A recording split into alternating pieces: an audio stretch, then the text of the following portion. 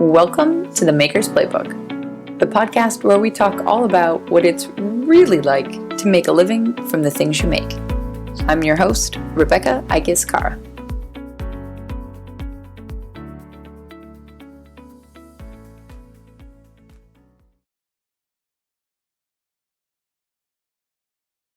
Burnout.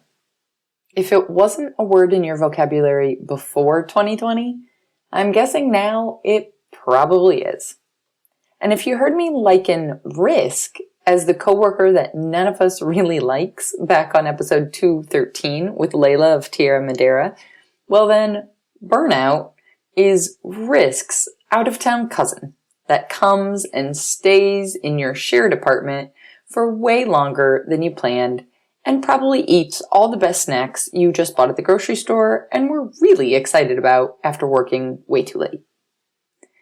It's a topic talked about a lot in the land of the self-employed, and generally I find the tactics for avoiding it are always given by someone who has just recently or still is slowly crawling out of it.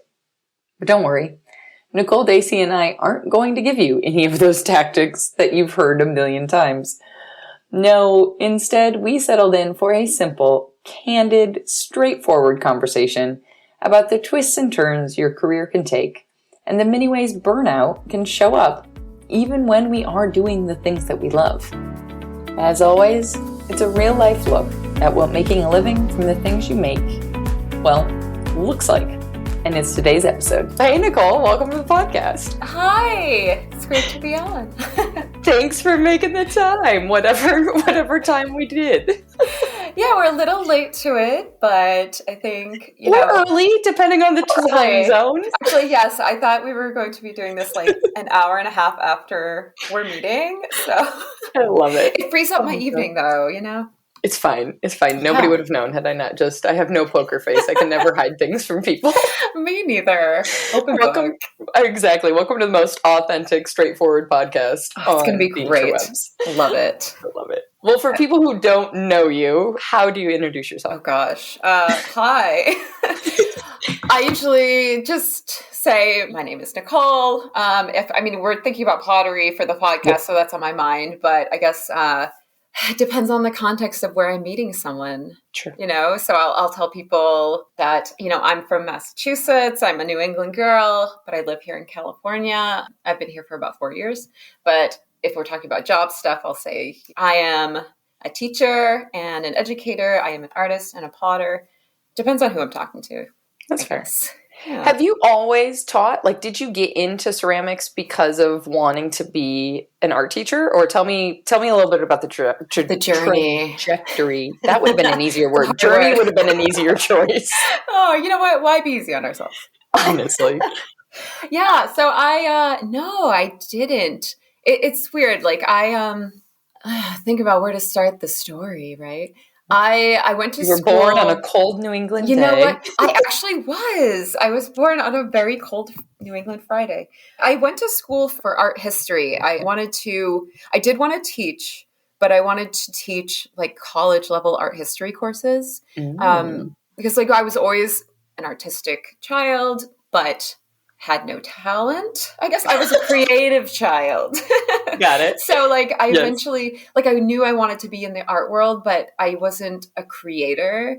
So I found the interest in art by studying it, by studying art history. When I took my first class, I was so in love with it. I was this is easy for me and enjoyable. And I just I couldn't get enough. So I went through an undergrad degree. I went through a master's degree, wanting to initially work in museums and galleries. I wanted to curate. I wanted to own a gallery at one point, and just going through all those stages of nope, not for me. Nope, not for me. Eventually I landed on, well, what do I want to do? I just want to talk about art all day with people who want to talk about art with me. So that translated into, I should just teach other people this. And I started teaching some art history courses at an adult ed center in Brookline, Massachusetts. And I didn't like it. After having gotten so far into debt. like Right. student loan debt. I went to school in Scotland for my grad program, and it's a lot of debt to end up being like, you know what, I've changed my mind. Right. But teaching these art history courses felt like being on stage and doing a performance, and I would get incredible stage fright. And I would just be like, days before, I would be shaking. I would be full of anxiety, freaking out the whole drive there. And then when it was over, I would have to start over the next week, like with a lesson plan and everything. So I had this floating kind of, what am I going to do with my life kind of time in between that and when I found pottery and teaching. But during that whole time I was teaching these art history courses. I was working at a museum in Framingham, Massachusetts, and I was working in their art school and just managing the school. And one of the perks of working there, I was allowed to take a free art class every semester, which their semesters were like schools. There was like spring, summer, fall, winter. Yep. And I was like, well, creative child, but no talent, I can't draw, can't paint very well. So I was like, I'm just going to take pottery because I remember liking it in high school, and I took one college course that I really loved. So I took wheel throwing, and then it was just class after class after class. And eventually that turned into, helping others in the classroom, and then eventually went into teaching because that's what happened. Yeah, that's there's like, this is the problem. I have like 5 different directions to go in there now. One being, you crush the Instagram Reels game, so I don't know how you have stage fright. I know, right? You said that, and my jaw like hit the desk. There's probably an audio track of it in the background of this episode. What? I know. That's so strange. Part of it is like, I honestly don't know how to explain this too. And when I was in high school, I used to be like on stage doing like performances. I used to be in plays and musicals. And even then I would get the kind of stage fright thing. But I think with art history lecturing, it's a lot of memorization. It's having to know the content so well that if someone asked you, well, what happened this year? Why does that happen? Why did that artist think this or paint that or whatever? I would have to have those answers ready to an extent. And obviously there's room for me saying, I don't know, let me look that up later and get back to you. But what do you think? yeah, right. There is a lot of that. What do you think they're trying to say? But yeah, just something about that just felt, it made me so nervous. The idea of not having those answers ready, or them asking me something that I wouldn't know. And I still have that now a little bit. And there's a lot of this fear that the student will know more than I do. And I still have that all the time, even with my beginner students. But something about just that atmosphere just freaked me out. And it's just like, it wasn't for me. But something about the reels, I don't know. I think it's just because I'm alone in a room. It's just me acting like a goofball. But I do remember starting Instagram and trying to do a story for the first time of me talking to the camera saying, maybe, hey guys, I'm going to do an update soon on my Etsy shop. Keep your eye out, or whatever I was talking about, and doing like 30 takes of it, taking like maybe an hour or two just to do like a 1-minute clip of something. There. Yep. Yeah, because like you stumble over your words and you think, oh God, I got to redo that. And then you say something really awkward and weird, and you're like, why did I say that? But the more you do it, the more you get used to that kind of talking to the camera thing. Yes. And you get to the point where you do one take, you stumble over every word, you say really awkward things, and you don't care because you're like, that's who I am. This is what you're going to get, like it or not. So I think once the reels kind of came around, I was already so used to doing that it just felt easy and natural. And then the kind of background of being in high school plays and musicals and stuff probably played into me wanting to just act like a fool for y'all and make these videos. I always loved being, I mean, at the time I didn't love it, I don't think, because I wanted like the leading lady part, right? Oh, But me too. I in wanted it and hindsight, also didn't want it. I was always the character actor. Like I was always like the sidekick Yeah. person. And I I'm got a like, lot of that too. that was actually more fun now that I think about it, because the leading lady was always kind of like, Yeah, she had to sing all the beautiful songs, and there was a lot of she pressure, a lot had of a lines. dimension. You couldn't really go anywhere with it, you know? Depending Like on it what was it like was, yeah. she had to want the guy, and that was about it. Depending on what you're, performing, On the musical. definitely. Like Oh, I got to play Tweedledee in Alice in Wonderland. So me and a friend were Tweedledee and Tweedledum, and it was yeah. hilarious and so much fun. I love it. Well, so when did you said you moved to California 4 years ago? Yeah, So 2017, yeah. were you teaching pottery in Massachusetts before you moved then? Had you like started selling your pottery? How did Oh, kind of that yeah. all kick off? So the year before I moved, so 2016, like early, I had decided that I needed sort of a change of job.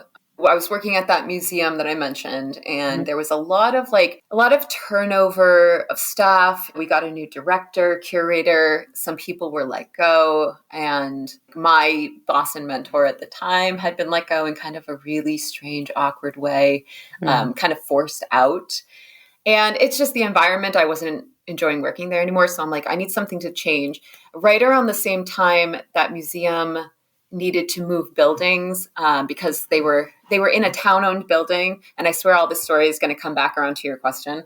It's all good. They were in a town-owned building that needed a new boiler, and it was going to be just so expensive because it was really old. So instead of getting the new boiler, they were like, we're going to demolish the building. So your It's the American way right there, everybody. Yeah, I'm pretty sure they never even demolished it. It's probably just sitting there empty. But they were like, we're going to basically kick you out. The museum and the art school need to find a new home. They eventually moved to a new building, but they weren't able to take the ceramics program with them for a number of reasons, partially kilns and museums. You need to get a lot of insurance for that. So they didn't take that ceramics program, and it was right around the time where I was choosing to leave. So through a number of really strange weavings, it ended up that I opened a new pottery studio from like the bones of this old pottery studio. We called it Community Kiln. So if anyone wants to look it up, in Framingham, Massachusetts. And we offered art classes for pretty much all the students that were originally there. The same teachers came with us. And I did that for about a year, just kind of managing the program until my husband got offered a job out here in California. So we moved out here.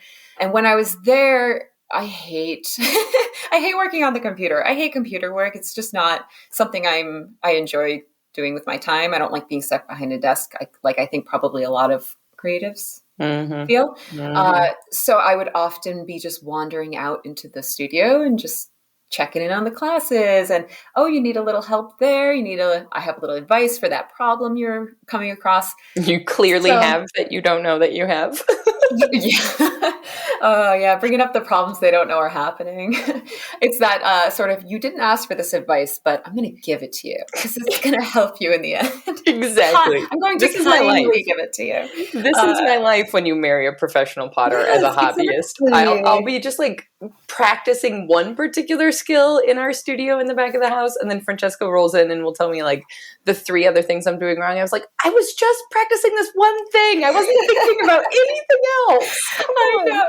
Yeah. It's because, it's like you just got to get it out of your mind and say like, okay, let me just say that I've addressed this thing that you have an issue with, that you didn't know you had an issue with, and now it's out of my mind. It's just emptying the brain, I think. So anyway, yeah. So like being in that studio and there are all the classes and the actual teachers, but I think I just have a natural. I just want to teach and help people with things. I'm a helper, so I would just kind of pop in and hop in where needed. But even at that time, I never would have thought of myself as like a pottery teacher. Like I'm sure a lot of us have those kind of self-doubts that I can't do that, or I'm not good at it, so I'm not going to even attempt it. So once we moved out here, that's around when I started selling, because I started getting to the point where you start by hoarding all your own stuff. And then you have so much that you need to start giving it to your family and friends. And you're also feeling more confident about your skills. So suddenly all your family and friends have too much. And when you try to give them more, they're like, I'm all set. It's fine. Like, that's lovely, but no. I've already got cabinets full of your work. So then you hoard even more until you get to the point where you're like, I got to get this out of my life somehow because I'm going to keep making more. What do I do with it? So you start selling it. Exactly. So that's around the point where we moved. I started selling, and I was in a studio for maybe about a year.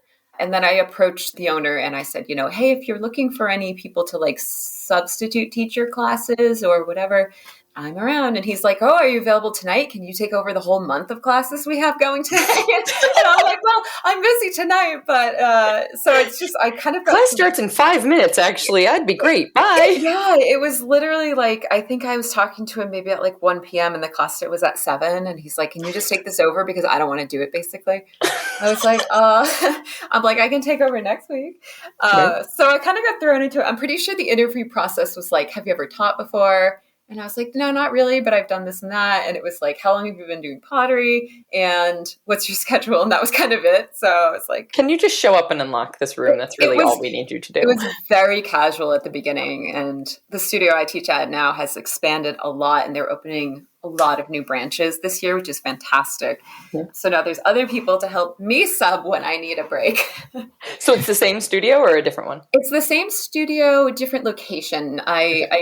Last March, I moved to a different part of LA. So I hopped to the closest studio, which is open last February. So it's still kind of brand new for us, but awesome. They're doing great. They're crushing it out here. Yeah, I saw that you posted that they were opening a branch in Chicago, and I love my old community studio in Chicago. So I have my loyalties, but I was like, oh, we moved out of the city now, but that would have just been a fun little connection. Yeah, They're such a great studio. The pricing is really good, and the atmosphere and the people. Like, there's not someone there always sort of hovering over your shoulder. Mm-hmm. It's a very independent working kind of studio, and we have classes and memberships and everything. Yep. But it's great. So correct me if I'm wrong, but when you were still in Massachusetts, it sounded like you accidentally fell into managing or owning a community studio. It's like you kind of glossed over like community guilds. Yeah, we had this, that, and that, like. I know. It's sort of it's just, I feel like my journey in pottery has been like on the, not the making side of things, but more of the job side of things has been, it's all over the place. It's such a long story, so I do try to gloss over things. Yeah, the museum that had the studio, when they said we're just going to entirely cancel this program and not take it with us, Framingham is sort of in between Worcester and Boston on the Mass Pike, Route 90. Mm-hmm. And there aren't a lot of options for potters in that area. So taking that studio out would have been challenging for the community. They would have had to either drive to Boston or drive to Worcester, and there's a few other little places here and there that they could have hopped to, but we were kind of the hub, the main one in that area. So we had a lot of the students and the teachers who this is their livelihood come to us and say like, well, what can we do? How can we save it? And the museum was just like, no, we can't save this, basically. And one of I think he was on the board of the museum, was also a pottery student. And he was like, we're going to save this. And he, through his contacts, linked us up with a place called SMOC, which is the South Middlesex Opportunity Council. They do a lot of things it's like social services. So they do a lot like helping people with rent and helping people into programs and a whole lot of stuff, WIC and all this good stuff. They had been looking into somehow getting the arts to their clients that are in some of these recovery programs and sort of as an art therapy kind of situation. Mm-hmm. So they kind of saw this as possibly the very first of a larger art program that they could have for their clients, as well as for the students and the teachers that were coming from the original program. So I technically became an employee of SMOC. And got it. They gave me almost free run of the studio to kind of design everything. So we ended up purchasing all of the equipment, the wheels, the kilns, everything from the museum. We found a space. We built it out very quickly. Like, I think from when we first initially talked to Smock to when we had our first class was like June 2016, and our first class was around November 1st.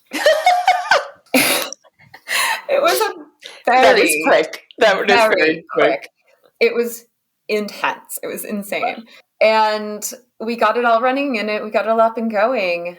And it was a lot. It was a lot on me. I think I ended up partially leaving. Like, when my husband got the job out here, we had that conversation. Do we want to move? Do we want to stay? What's the deal? Because I had just opened the studio the year before. Mm-hmm. And so I probably should have stayed.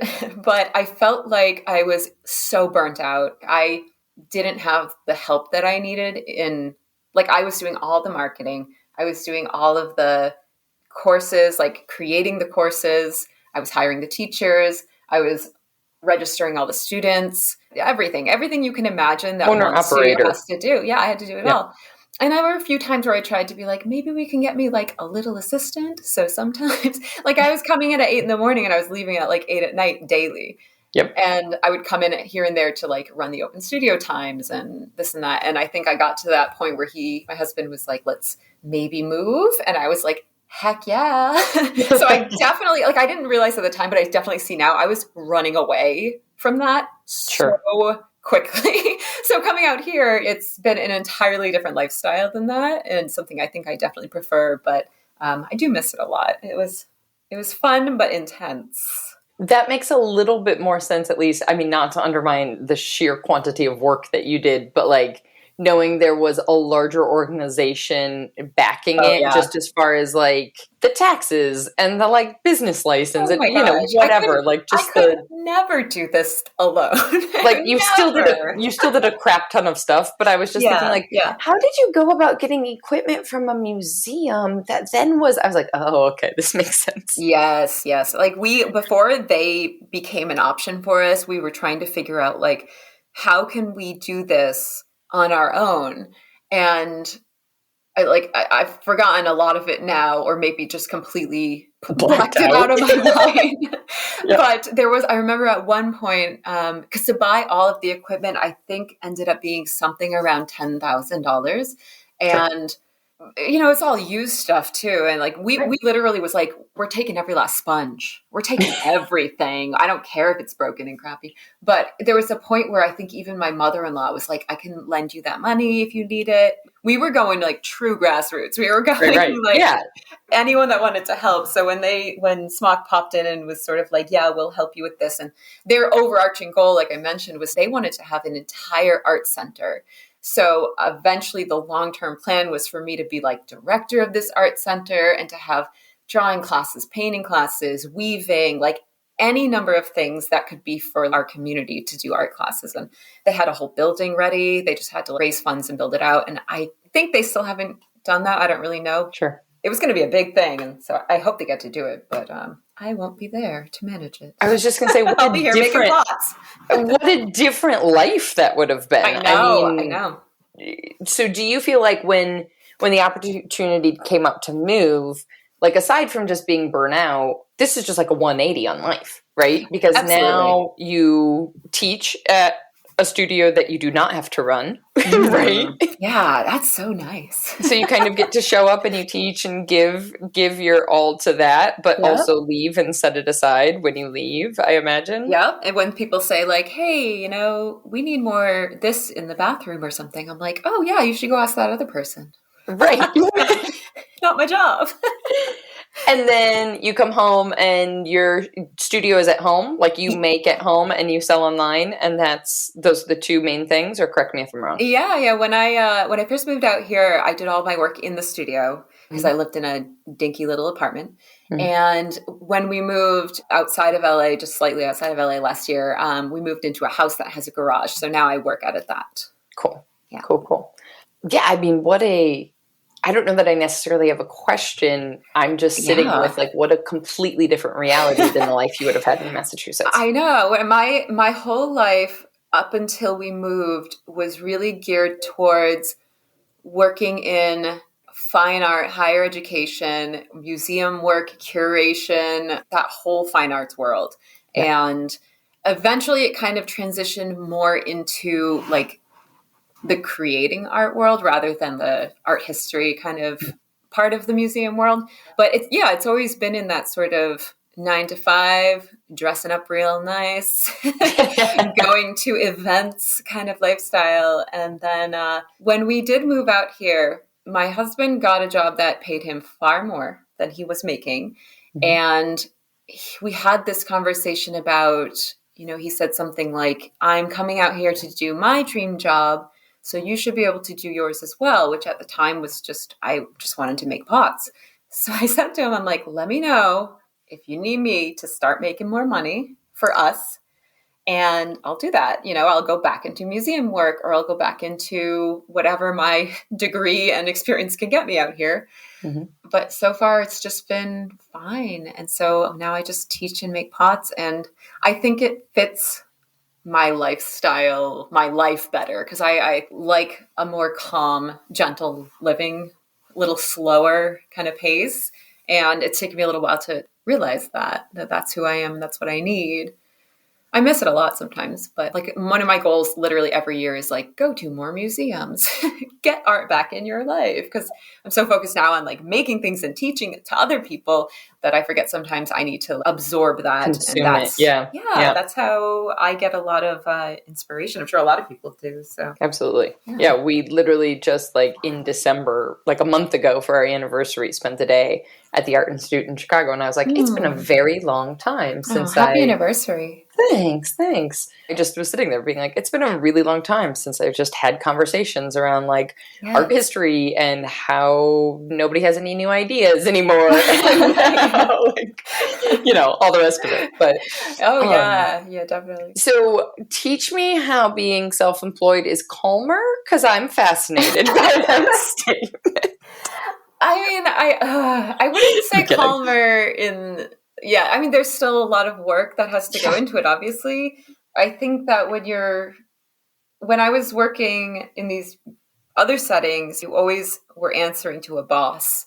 And there was always a project you had to work on, or multiple projects. You're juggling a lot of things. I used to have to work with the public a lot. So I would have to deal with, moms who think their kids that are in the 8th grade class should be in the 10th grade class because they're gifted, or because, whatever the issue was, there was always something on my plate, and I would be taking work home a lot with me.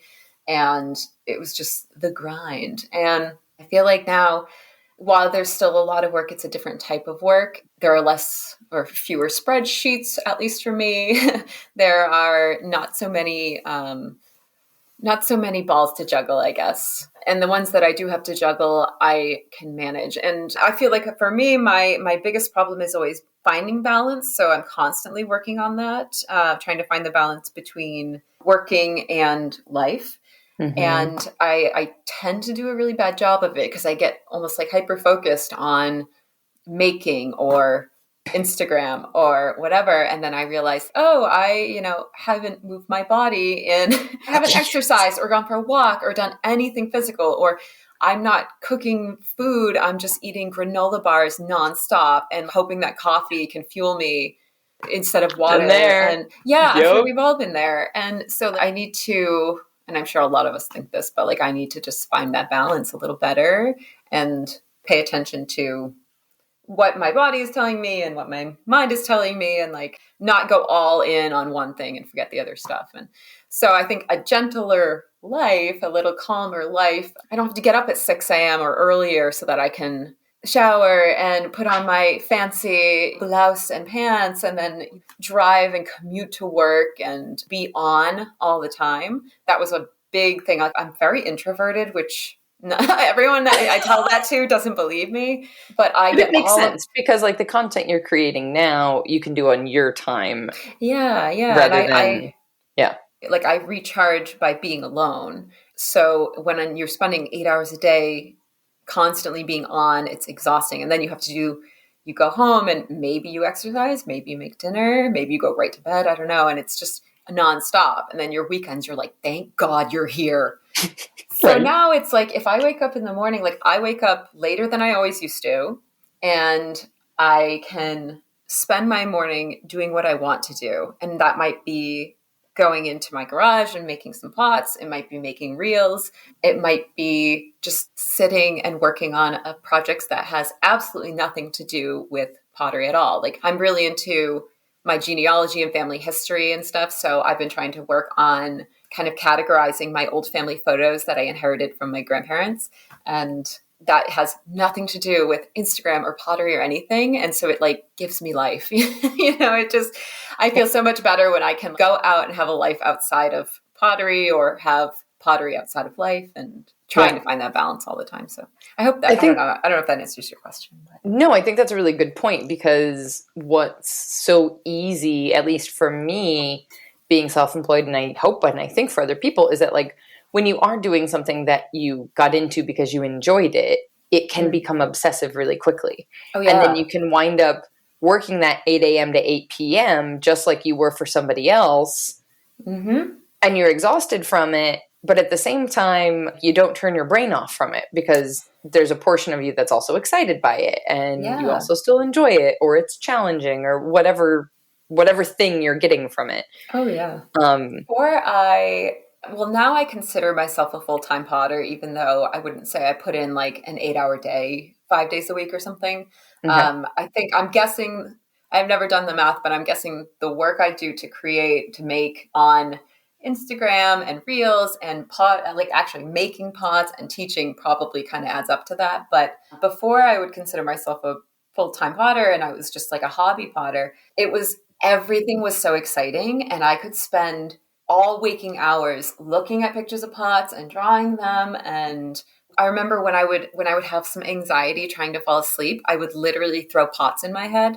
I would just imagine the wheel, and I would go through every step of anchoring the clay and opening and pulling. And like, it was so relaxing to me.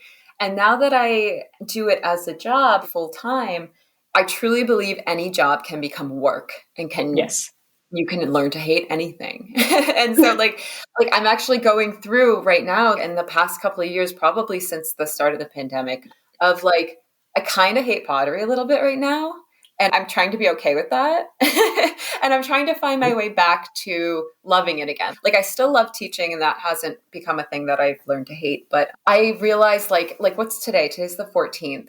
And I told myself I was going to take a couple weeks off around the holidays and then get back to work. And I still haven't touched clay since like December. Yeah. And I know it's because I'm avoiding it, because I'm still trying to figure out a way to like love it again, because it's been feeling like work lately.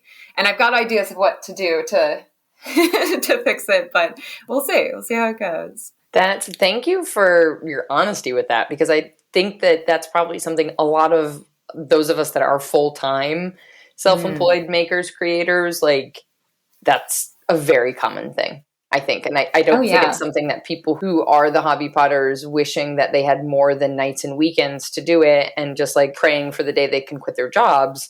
Yeah. That's a very different reality than what they might be expecting. Oh yeah, I miss being a hobby potter. That's part of, I think, that's one of the things that I've been thinking a lot about is like, what's changed that's made me go into this realm of sort of resenting pottery. And one of the things is just having deadlines, like self-imposed deadlines. So being like I'm going to have an Etsy update on this day at this exact time, and then you guys can all come and buy my stuff. Because then between when I say that and when I actually have to do it, like, it's crunch time. And it's just like, that can be so stressful. Whereas before it used to be like, hey, I made this pot, I'm just going to randomly throw it up on Etsy or give it to my mom or something. And like, there's so many things that change when you decide to kind of go pro, that I think you have to find ways to still enjoy it. That I'm all ears if anyone wants to send me a message on Instagram. DM me at the Maker's Playbook. Exactly. Yeah. Right? Yeah. No, but that's true, because I think what's funny is that I got into pottery to get back to like, photography is 1,000% so much time at a computer. And like you were saying, I didn't get into it because I wanted to be at a computer all the time by any stretch of the imagination. And so I got into pottery wanting to get my hands dirty again, wanting to be back into the arts where you wind up looking like a mess afterwards, like painting clay, whatever it is. Yeah. And yet like a few months in, my brain was already thinking about, and maybe this is just like the curse of the entrepreneur of like, okay, how does this work? How do people monetize this? How do you figure this out? Like much of the conversations that I'm having here now on the podcast as well. But it was like this automatic thing of changing this hobby into something else rather than just like let it be what it is. I've also seen a lot of things about people always wanting to monetize things, always wanting to start something new and find a way to make money off of it rather than just enjoying it. Like one of the things I started doing last year was some weaving. And I really wanted to try doing some weaving. And at the very beginning, I had that thought initially, like, oh, I wonder if I could sell this on my Etsy. I wonder if people will see this and be like, oh yeah, pottery, weaving, it all makes sense. And then I was like, okay, A, I'm not a weaver. I'm not good at this. So why would anyone want to buy this garbage? And then I was also like, why don't I just have fun with it? Why don't I just enjoy it for what it is? And when I'm done a piece, I'm like, great, that's the end. Go do something else. So I've been trying to find ways to like I said before, think about pottery as a hobbyist, even though I am a professional at this point, try to find ways to be playful and explore and learn. And I think those are the things that start to disappear when you get into the grind. You start working and you're like hustling and you're like, I got to make things to sell things. You start to forget that there's always a season for planting seeds and a season for sowing them. So you need to go through the process of playing with clay or drawing sketches or whatever excites you, and then explore those ideas and fail a lot and learn from that. And then maybe you get to the point at the end of all that where you're like, I came out with these new things that I'm going to now put into production and try to sell. And then get to the end of that and maybe go back to the beginning and start playing again and exploring and all that stuff. And so I'm trying to always get myself back to moments of, I always get to the end of the production part and it's almost as if a tornado has gone through my mind and I'm just looking at the wreckage and I'm like, I can't remember how to get back to the beginning. I'm just in this zone of creating and producing and putting it out in the world and selling and packaging and blah, blah, blah. And I have to stop and be like, oh yeah, I can take time off. Like I am my own boss. I can stop the grind, press pause. I don't even have to post on Instagram. I don't have to do anything. And I can just put clay in my hands and mush it around and play with it or draw something or paint something or weave something to get my creative juices flowing and get back to the parts that I enjoy rather than burning myself out again. When you say again, does that seem like the post-holiday cycle, or is it just like every shop update? That seems like the Nicole cycle in life.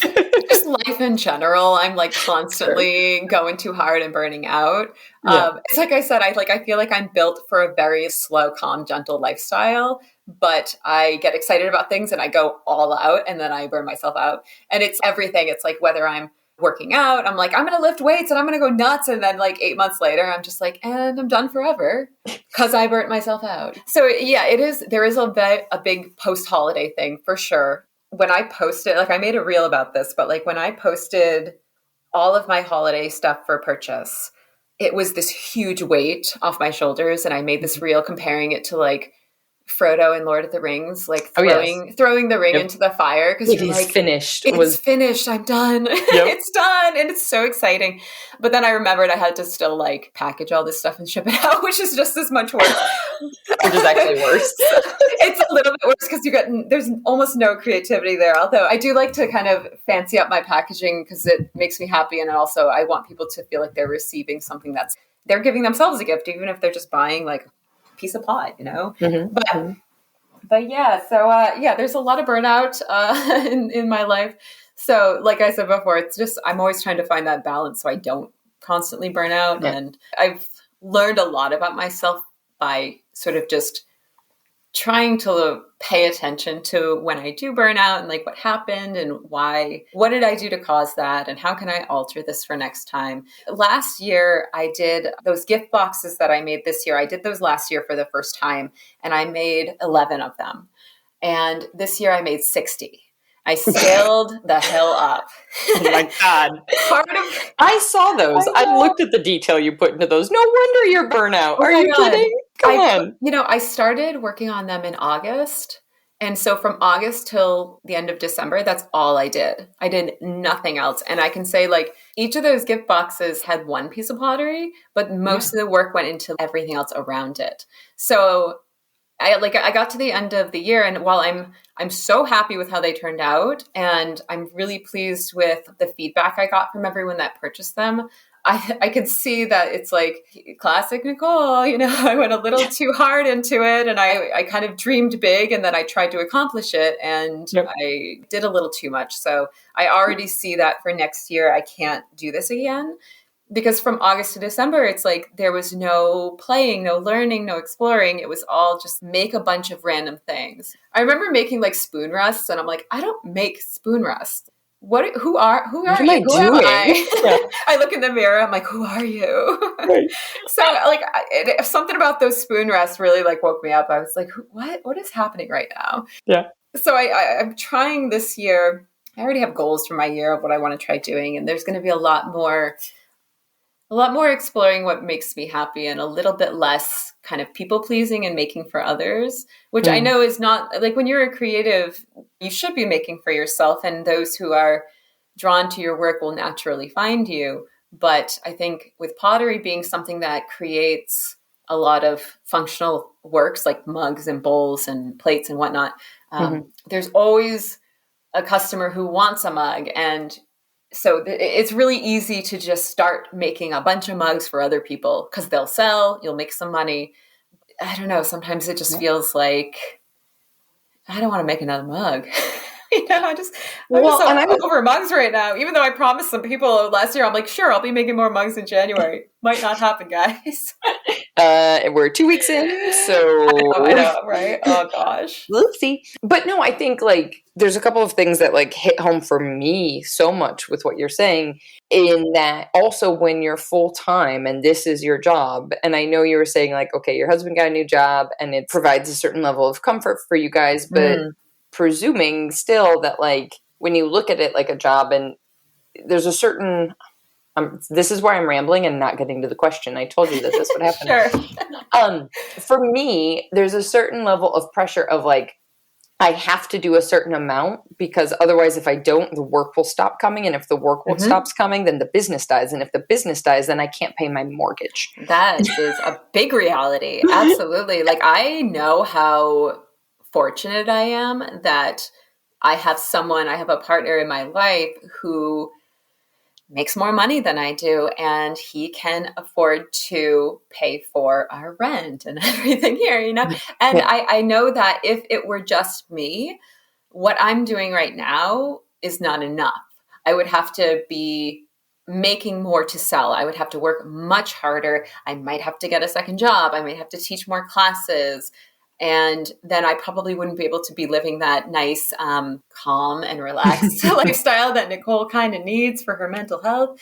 Yeah, I understand that. And I'm sure plenty of people out there making things that they're not passionate about so that they can pay their bills and make the rent. And there's nothing wrong with that. That's wonderful. I would hope that they could find time to make the things that they really do love alongside it, things that give them life as well. But yeah, it's a hard reality being an artist. What's interesting is like, what's fascinating to me is like, that's my excuse for it, right? Like that's the excuse I say, like to make the workaholicness okay. Yeah. But you're talking about the same problem as far as burnout and overcommitment. And it's not that excuse, which just tells me like, maybe there's something else here rather than like the fear of scarcity. I'm such a people pleaser too. Like, I think I get into this rut where, one person will say like, oh, I really love that one mug you made. Can you make more? And in my head, I'm like, yeah, if they like it, that means that there's like 30 other people who might like it. So then I'll get into making that. And you can't pass up that opportunity because when will that opportunity come again if I don't do it now, even if I have no time to do it right now? Exactly. Like I keep finding that like I have a hard time telling people no, which I'm getting better at, but I always want to. I have this talent now that I can make things out of mud. And if someone doesn't have that talent and they're like, wow, I really love what you make, and I would love to purchase this form from you or whatever it is, part of it is like, my ego inflates and I'm like, hey, Right. yeah, I can make that for you. I'm so happy you like what I'm making. And then it's just wanting to make people happy. And when that happens over and over and over multiple times a month or a year, and suddenly your plate is full, that's when, you need to learn how to say no and say, I don't have that bandwidth in my life right now to do that. Yeah. Yeah. Yeah. There was a follow-up question I had that I just forgot. Sure. I'm just nodding along over here because so much of what you're talking about hits home for me as far as like, oh, we are so similar to the same. And like, it's funny because I have friends who will talk, like, who will see my schedule and be like, holy cow, how are you doing all of that? And like, it's almost becomes a badge of honor, as if I can manage all of these things and I can do it. But that doesn't mean that doesn't mean it's healthy. That doesn't mean that it's a good thing. I totally understand that. The badge of honor thing, like I this month, so I usually teach 5 classes a month. Okay. And our classes are four classes. So every month I get a new group of students. And if there are 5 Wednesdays, then I get the day off or whatever on the 5th day. So I do these 5 classes. And right now, I think I might be the person teaching the most number of classes at the studio I'm at, and that is a little bit of a badge of honor. But I got to the end of December, and I think maybe like October, November, December, increasingly I started not wanting to go to teach. And that is strange for me because it's like, I think I love teaching pottery more than I like making it, more than anything. It's my greatest joy at this point in my life. And so paying attention to that and saying like, oh my God, why am I hating this right now? Like, why don't I want to even go in? I just wanted to like stay in bed and sleep. But I had to think about like why that was the case. And I realized that even though it feels good for my ego to be teaching that number of classes, it's too much for me, I realized. And so like I ended up talking to the manager at the studio and I said, I got to step back from this. I'm going to take 2 of those classes off my plate because I'm pretty much doing things Monday through Saturday. And then on Sunday, I have laundry and groceries, the whole thing. Adulthood. So, yeah. And instead of, because I teach on Saturdays and it's like 2 classes, it kind of takes up my whole day. And so instead of taking like Monday off as my other weekend day, I just work on Mondays and I work the whole week. And so it's catching up with me right now. So I'm very much looking forward to having a Saturday that can be for myself. And then the rest of the week, I think it's going to help me with my balancing problem and my schedule with making and all that stuff during the week. But yeah, it is kind of, it took me a while to actually muster up, I guess, the confidence to tell myself, yeah, it's okay for you not to teach 5 classes. Like, it's fine to step back and do 3. That is still it's a good amount of classes for someone to be teaching a month. But yeah, it took a while. You got to kind of convince yourself that your value is still there. You're still like Absolutely. Yeah. Well, what's kind of a week look like then, like schedule wise? So classes, because I mean, I'm also baffled by. Sure. Well, yeah, my schedule right now is, my Monday through Friday, I try to kind of split the days so that I don't do too much of one thing for too long, because that is how that's what I tend to do. And I know it's not good for me. So like, I'll mentally think to myself like, okay, on Monday, I'll make things. And so it's so vague that in my head, I'm like, okay, get up in the morning and after your breakfast and shower and all that, jump on the wheel and make things until 6 p.m. Like, it's just not, it's not going to work. And then I like hobble into the house, like with my potter's hunch. And I'm just sort of like, why do I feel bad? So I've been trying to work on the day schedule, but I try to split it between either like the business side of the pottery and the making side, or between a hobby of mine that's a non-pottery hobby and making something, just split it up. I try to exercise too, but I'm kind of lacking right now. Right now, my exercise is try to go for a walk, which I think is great. Yep. I'm trying to get back into like daily yoga and stuff because I feel like the stretching and all that is really good for us potters. I teach Tuesday nights. I teach Thursday from like 4 to 9. So 2 classes on Thursday. And then right now I do the 2 Saturdays that are going to drop from my schedule. So I think the benefit of the situation that I'm in, because I'm not paying the bills really with my pottery. It sustains itself, and then there's a bit that can go into our life together, my husband and I. But I have that luxury where I can change my schedule. It's very, very flexible. So if I have someone that reaches out to me and says, "Hey, can we do a private lesson at the studio?" Then I can pretty much open up and say, "When are you available?" Because you probably have a more limited schedule than I do. And so I could just drop in whenever. If I wake up in the morning and it's a day where I thought to myself, I want to work on throwing new things today, but I wake up and I'm not really feeling it, then I might hop on the computer and start working on some Etsy listings, or I might just like go through my budget or something that needs to get done. So it's pretty flexible, and it's a little bit how I feel every morning, which I know a lot of potters and a lot of artists and creatives can't do that. They have to have a more structured schedule. Otherwise, it gets a little bit too loosey-goosey, because you wake up in the morning, sometimes you don't feel like it. And I know a lot of people, like, they will go to work when they don't feel like it because they have to. And I know I'm really grateful for the way that my life is structured, in the sense that I don't have to do that. Sure. Yeah. How much time? So here's the $1 million question, right? We've made everybody listen for an hour, and I'm going to ask you about Instagram. I thought that was going to be like step one. Let's talk about Instagram. I know, right? Well, you are a whole person, I feel so seen. But truly, I am fascinated because I see you pumping out content after content, and I'm like, this girl's a beast. Like, I love that you said that, because like I feel like I'm still not doing enough. Oh my God. So it's nice that it's so depressing. That's so depressing to me. Oh my gosh. It's nice to see that from the opposite side of it. It looks like I'm really working really hard, because I am, but I feel like it's never enough. I was just going to say though, like, what is enough, right? Like, because as soon as you kind of get used to one flow of one thing, Instagram's going to pump out the next version of content to keep us all in the app even longer. So I know. I feel like I made if you go back in my reels, like I made a couple throughout like 2020 and into beginning of 2021 before Reels was like, before they Reels. pushed it. Yes. Before Reels became was TikTok basically. Yep. I feel like I hopped on the Reels train just as it started getting big with all the like lip syncing stuff and all that.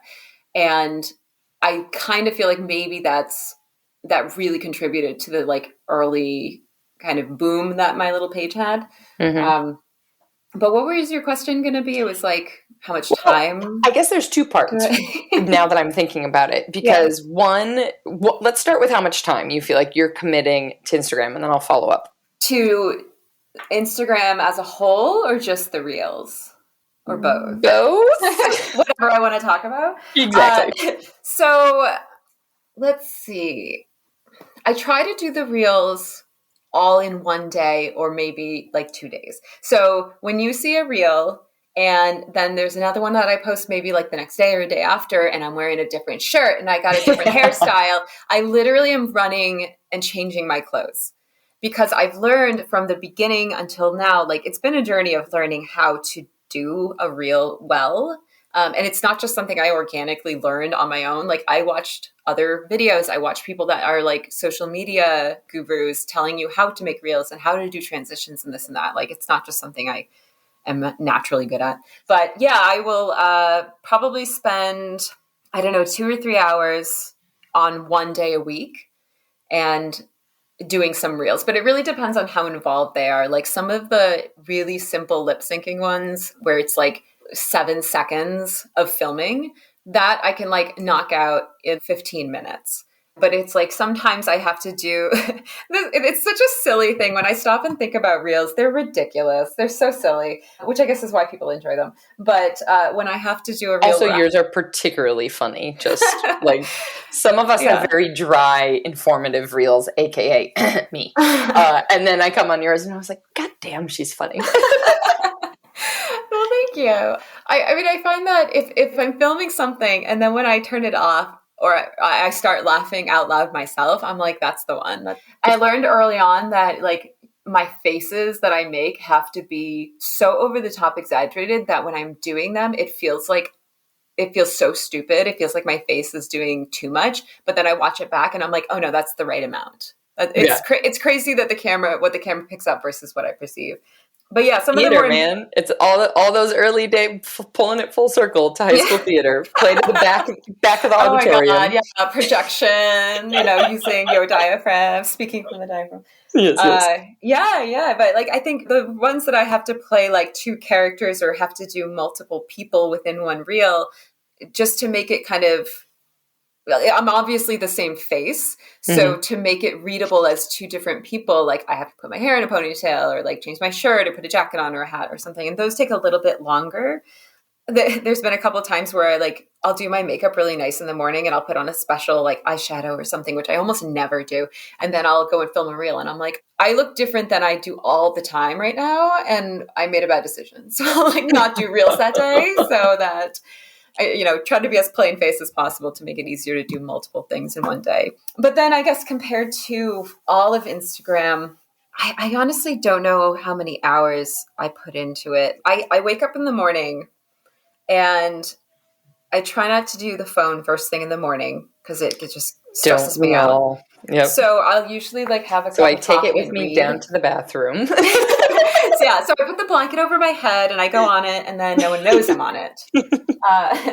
But no, I'll have a cup of coffee and I'll just like read or something and then I'll go into the phone. And I usually try and spread out throughout the day the times I go on it because I will just like lock in and doom scroll, or for so long. So I try to do, if I'm going to post something, if I'm trying to post like a photo, then I'll try and do that early in the day before I try to do all my posting before like 3 p.m. because I'm in California. So a lot of the East Coast people are like ending their day at that point. Yep.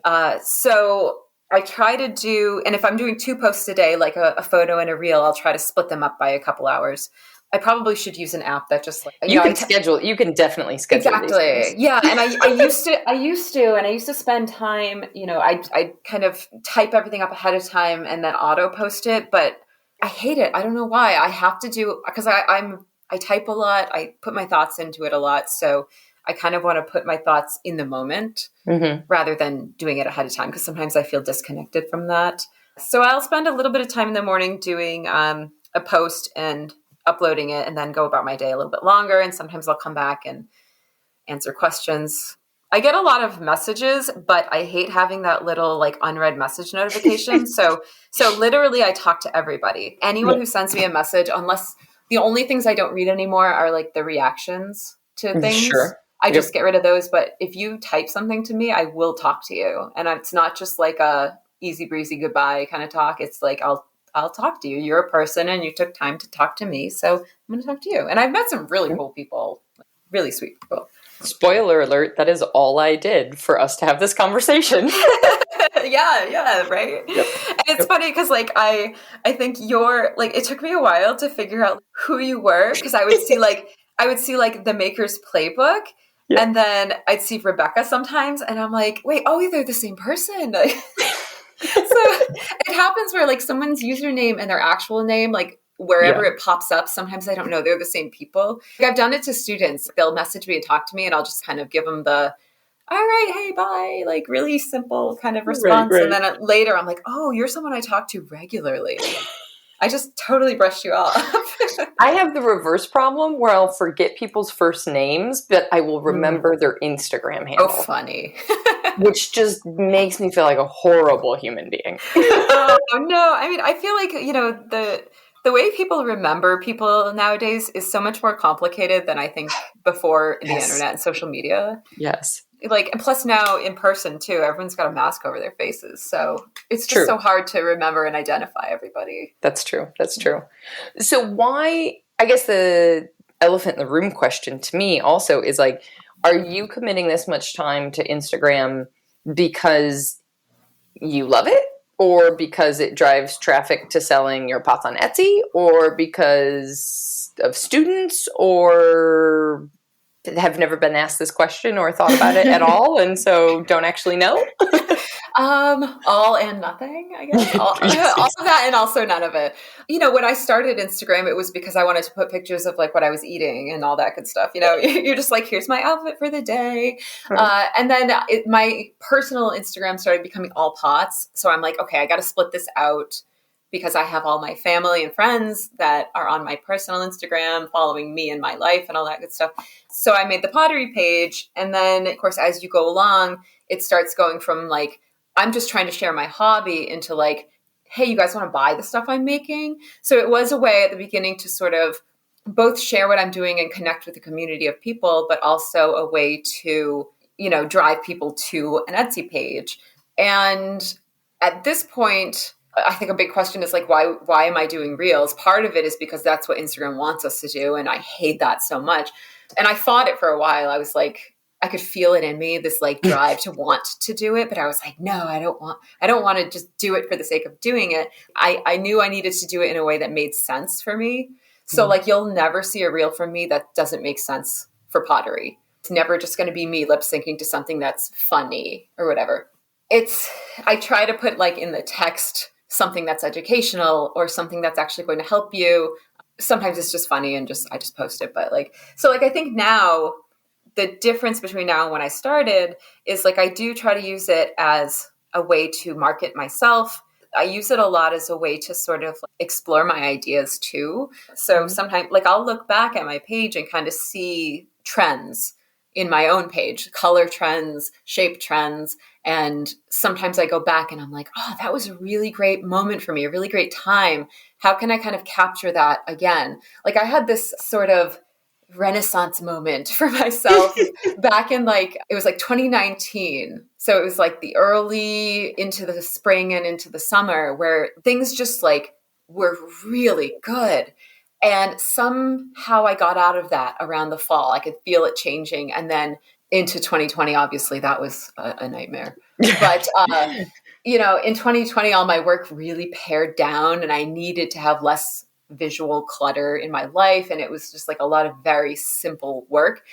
And then towards the end of 2020 and into this year, 2021, I was like trying to recapture something from that like Renaissance time again, And so I was using similar glazes and similar, shapes and clays and stuff like that. So Instagram for me is both a way to get my work to other people, but it's also a way to like catalog things that I have done, because I'm not great at cataloging in like things in a computer and having folders and whatnot. So, sure. But it's also a really great way to just connect with people and learn from other people and meet other people. So I don't know. I love it and hate it. Like I hate the amount of time that has to go into it. It's just to do Instagram at the level that I want to do it at takes a lot of time. And if I see myself dropping and not putting in the effort that is, my standard, then I start to almost avoid it. Like right now, I can see myself avoiding it. Like if you go on my Instagram, I haven't posted anything since my Karate Kid reel. And that was that was like January 2nd, I think. So I haven't posted anything since then. And the longer I don't post, the more I don't want to post. And so I'm trying to find a way that makes sense to come back into it. And hopefully everyone's still there waiting for me. I just looked, you still have 33,000 followers. So I think you're okay. Oh my God. That was the scariest thing that ever happened to me. An increase in followers freaked me out. It was so much. And I still get a little. Was there something that happened where was it has it been a gradual incline, or was there like a spike at some point? It boosted. Yeah, it was the reels. Like when I had maybe I can't remember. It was 6,000 followers that I accumulated over a couple of years. So I think from around 2016 through June, July 2020. So it took me that time to get that 6,000 followers or so. And I had little spikes here and there throughout the years. And then when the reel started, I think my first actual reel with the music and lip syncing and all that kind of stuff, I think that was on July 9th of 2021. Okay. And I started doing them regularly and it just really spiked. Hundreds of people a day I don't even know. It was like 200 to 400 people daily for a while, and it just like freaked me out because I would wake up and when you get a new follower and it pops up with the little icon that says like 6 or 7 or whatever the deal is. Yep. Mine would say 99 plus. And almost every single time I went into the app, it wasn't even like every day. It was like every time I opened the app. It was crazy. And I was like, this is too much. This is too much. The one thing I've learned. I would also think something was wrong. Like, did my information get sold? Are these all robots? Like, well, I think the only reason I didn't think that is because I could see the connection to the reels, like the amount of interaction I was getting with the reels made sense. Alongside the followers, but yeah, it was a lot. And I think the one thing I really learned from getting more followers is that when you get more followers, nothing really changes other than the fact that now you have more eyeballs on you. So like, I mean, it'll change in the sense that like people will buy more of my stuff, which I had a really strange kind of selling year last year. So I haven't been able to really notice any trends from, more followers equals more sales. But that's interesting. So hoping this year I can kind of pay more attention to that. Yeah, because I did a really big, I make these mugs for a friend of mine who has a YouTube channel, and it's a very specific group of people that want to buy these mugs, not my general followers want to buy them. So trying to sell those didn't really give me any information based on my new followers, Sure. But the one thing that I learned, when you get more followers, I at least for me, it felt like, okay, now I have more of a responsibility to this page because I can't just like abandon all these people who are not watching me. And part of it, I think part of people that have followed me, I think it's a lot of potters at this point. Like, I think the dream is for everybody to have non-potters follow them so that they'll buy our stuff. But I've learned that the non-potters, I do get some of them who are like, I know nothing about pottery, but I love your reels. And I'm like, cool, go take a class. Because like they're like, hey, get out of here. What is wrong? People who are like, yeah, I know how to wedge now, but I've never touched clay in my life. And I'm like, okay, well, now you know how to wedge, go do it. Like, go take a class. But yeah, because I see now that a lot of people are potters, and the reason they're following me is because I'm entertaining them with reels. I'm a very nice person, I like to say, and I'll talk to everybody, very, very kind and friendly. But also just teaching these people what I know, and I think I naturally want to teach and share my knowledge. So that's been the greatest thing about having more followers now, is that I can reach more people and like teach them stuff. Like, nothing makes me happier than, I get so many messages now that I love. My favorite messages are when someone comes to me and says, hey, I watched your video on how to wedge, and I've always had a problem with it before. And here's a picture of the ball of clay that I just wedged. And I had no air bubbles because I learned from you or something. Aww. Like, oh my gosh, nothing is better. Nothing's better. Yes. They're like exactly how I feel when I get like messages of, I downloaded the photography cheat sheet, and I had heard people talk about using window light before and never realized I was doing it wrong. Or like, absolutely, I totally get that feeling. Totally. Yeah, right. And I try to make a good atmosphere for people, because I know what it's like to message somebody who has a lot of followers and get nothing back, or get like a really brief response that actually doesn't help me and makes me feel like I'm bothering them. Or you just get the little double tap heart and you get the notification that they've responded, so you're really excited, and then you open it up and you're like, oh. Shit. Or it's just like seen, like they've seen your message and they leave you there and you're like, oh, okay.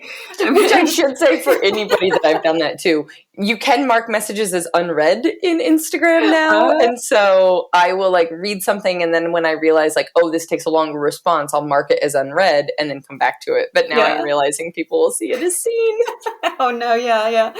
So it's so I try to like understand that like everyone was a beginner. I was a beginner, and it takes like, you got to be a beginner at Instagram and a beginner at pottery.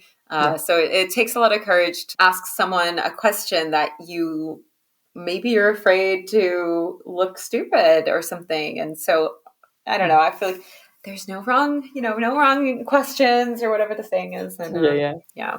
There's no dumb questions when you're learning or whatever. Yeah. Yep. I mean, I'm sure there are, but I'm not going to like let on that. I think But we won't tell you when it is. No. We'll just be like, wow, that's a really thoughtful question. I love it. The answer is we are open until 6 p.m. Have you ever heard of the website Let Me Google That For You? No. Oh my gosh. My friends do this to me all the time. So I can say it as if I'm making fun of somebody else because I get the reverse treatment of it. Yeah. So literally it's like lmgtfy.com or whatever. Just Google Let Me Google That For You. Yes. And it's literally a website that like looks like the Google homepage, and you type in whatever asinine question you just got asked, and it will record. It'll generate like a URL for you to copy and send to the person that when they click on it, it opens the page and shows you typing in the question to the Google browser and hitting search. I have someone in my life that I'm going to be using this on. Like I have a friend who we joke to each other all the time because we'll ask each other questions, and I'm always like, "Oh, you should Google it." I'm definitely going to use this. I appreciate it. Literally writing it down. Fabulous. We can make it into a reel. Yes. Or you can make it into a reel, and I will share it. The number of people who message me and they're like, "Hey, I have an idea for a reel for you." And I'm like, thank you so much. It's so easy to generate I have a huge list of ideas. Oh, same. You can see how many I've made without scrolling on my Instagram. Yeah. I have it's like probably 50 or more saved audios. Oh my gosh. For reels. And half of them I probably saved because I'm like, I don't know what I'm going to do with this now, but I can tell it's golden and I can tell eventually I'll figure it out.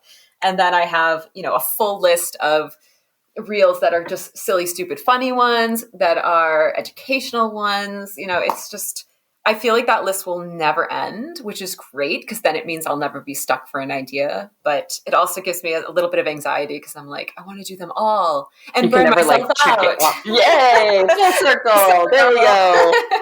It is something fascinating, and I've taken up way more of your time at this point. I feel like we need an episode devoted to this topic, and as soon as I say that out loud, I have a feeling I'm going to get a lot of messages from people going, yes, please. Oh my God, I would love to talk about reels. Like, okay, let's do it. How I make them and like how to like feel more comfortable doing them and anything. Like, let's do like a little side reel. Let's do that. One. Let's do that because I intentionally didn't want to only talk to you about reels. Oh, thank you.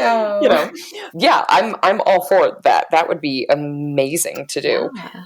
Because what's interesting to me too, as solo entrepreneurs, if you will, as self-employed makers and whatnot, our time is so finite and we're devoting so much of it to this other platform that is making other people a lot of money. Yeah. That, not to be a cynic about it, but it's kind of like thinking through, like, why are we giving this much time to this platform and making sure that there is a healthy underlying reason, because obviously it's free advertising. It's free. Like Precisely. There's a woodworker that I am friends with. His name is Paul Jasper. His account is Copper Pig Woodworking. I don't know if you know him. But he and I have had conversations about this, he's a little more vocal than I am about it, but how some people are a little bit ungrateful for Instagram. And I get it. I get down on Instagram too sometimes where I'm just like, why am I doing this? It's like destroying my mental health sometimes and whatever. But it's like, this is a free app. It is 100% free. And we get to put content out into the world where other people can see it for free. So far, it's free, at least. Right. And like, where would I be without Instagram? Like, I don't have a website yet. I'm working on it, but I don't have one yet. Or do you need to be working on it? Because well, part of why I'm trying to work on one so I can kind of move off of Etsy at this point, but which is a whole nother story. But just the idea that like, if I didn't have Instagram today, like it's gotten me so much. And if I didn't have Instagram or any of the other social medias, I don't have like a list of people that I can send a newsletter to say, hey, I have an update, You and I need to talk about that off the recording. I know. And part of that is part of trying to get the website. I've been trying to build a website since like early 2020. So we're getting there. We're getting there. But yeah, I can't remember the beginning of this conversation now, like why we started talking Just about the this, the health of Instagram, like us devoting our like time why are we doing to it? the platform, Mm-hmm. that's making somebody else. Yeah. Speaking of like making money too, I was talking with Kevin Kowalski Mhm. about how Instagram are now paying people for reels. Not everybody, like he now makes money off of reels.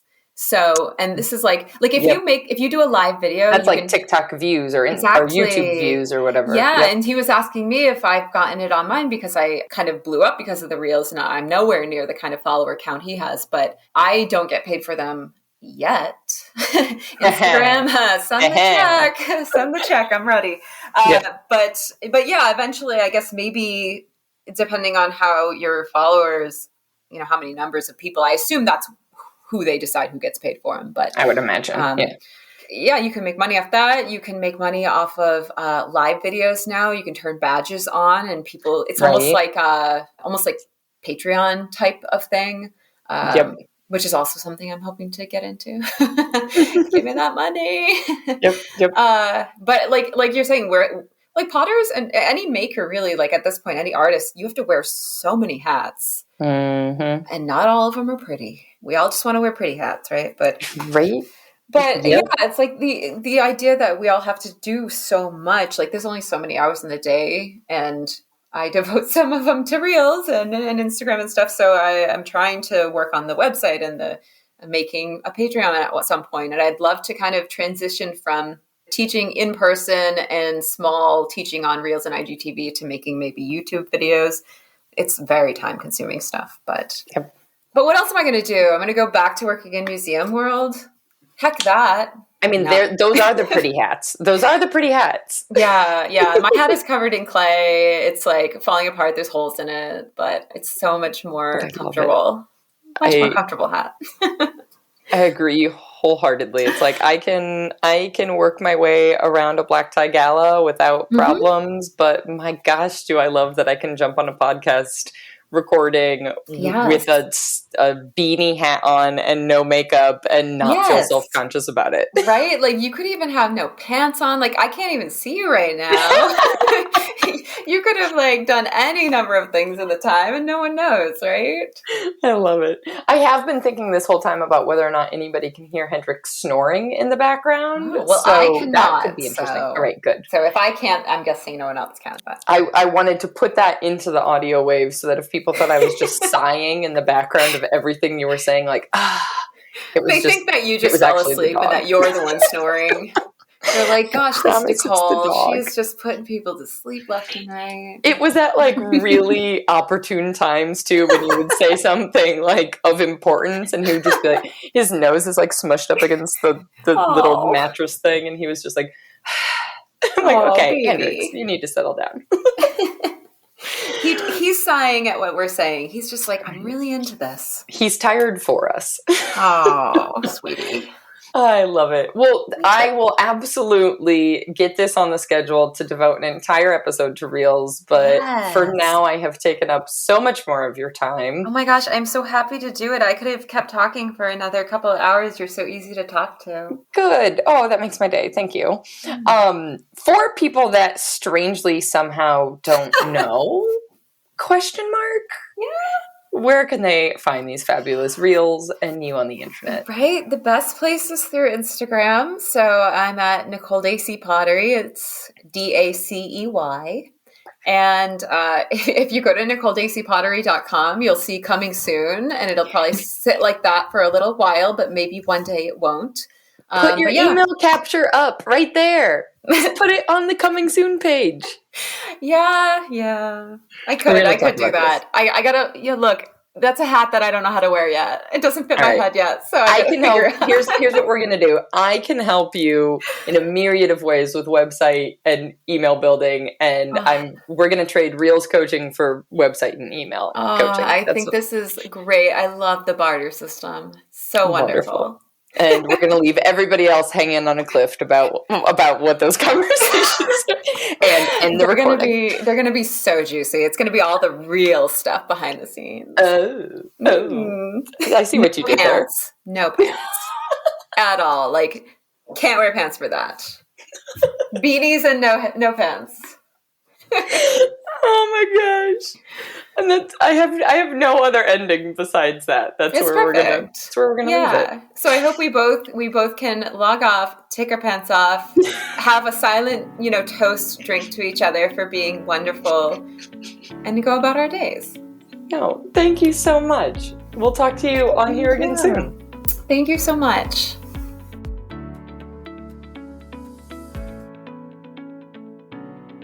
And on that note, we wrap up episode 215. Now, I'm guessing I know the answer to the question I'm about to ask, but just in case I'm totally off. How many of you are interested in more of a deep dive conversation on Instagram here on the podcast? I'm debating about maybe a panel of makers who have different approaches. Let's be honest, I'm really just looking for someone that's, quote unquote, winning at the Instagram game without committing half of their waking hours to publishing content for it. But either way, I want to make sure that what we're creating for episodes here are actually helpful to all of you, and that they're not just my own personal thoughts and ideas that I want to explore. So if you love the idea of an Instagram-focused podcast episode, or maybe a series of episodes, send me a DM, naturally, over on Instagram, at The Maker's Playbook, and let me know. Otherwise, I'll just keep avoiding it the way I avoid making reels. Anyway, last week was our off week, where no new episodes are published, but instead, I send out a free photo tip specifically for ceramicists and makers to the people on our email list. If you've missed it, you can still kickstart taking better photos faster by going to makersplaybook.com/photography and snagging my free 3-step guide for better photos. Yes, even just using your cell phone. Grabbing that guide will also put you on our list for the future monthly tips. All right, my friends, until next week, go get back to making your dreams a reality, because together, we've got this.